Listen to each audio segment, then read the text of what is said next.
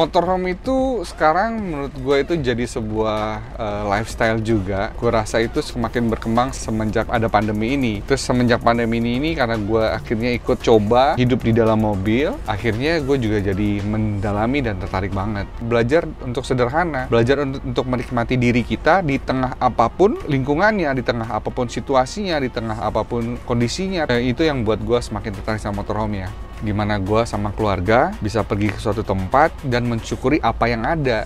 Karena gimana kita nggak mensyukuri apa yang ada, karena space kita juga memang cuma segini gitu kan.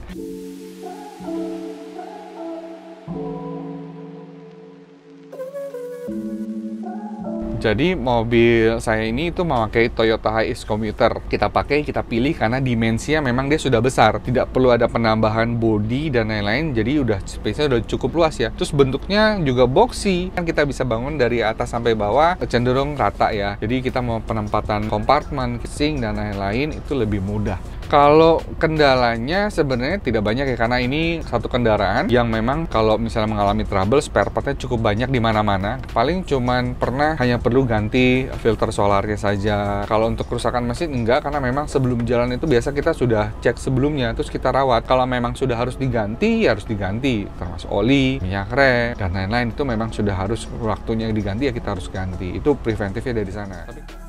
Kalau motorhome sama camper van itu tidak ada bedanya. Jadi motorhome itu lebih rata secara general. Motorhome itu adalah sebuah kendaraan yang mempunyai mesin penggerak dan mempunyai fasilitas layaknya tempat tinggal. Kalau camper van hanyalah satu klasifikasi yang didirikan di bawahnya. Contoh kalau misalnya di Amerika itu dibikin yang namanya motorhome kelas A, kelas B, kelas C. Camper van itu masuk ke motorhome kelas B. Ada motorhome kelas A itu yang seperti bus-bus yang besar dan lain-lain. Ada motorhome kelas C itu lebih ke mobil mungkin yang kecil tapi dibesarkan badannya. Nah jadi macam-macam. Tetapi kalau di Jepang juga cuman disebut kayak camping car aja. Di Selandia Baru juga disebut camper aja. Udah tidak ada perbedaannya, sebenarnya masih dalam satu urut yang sama.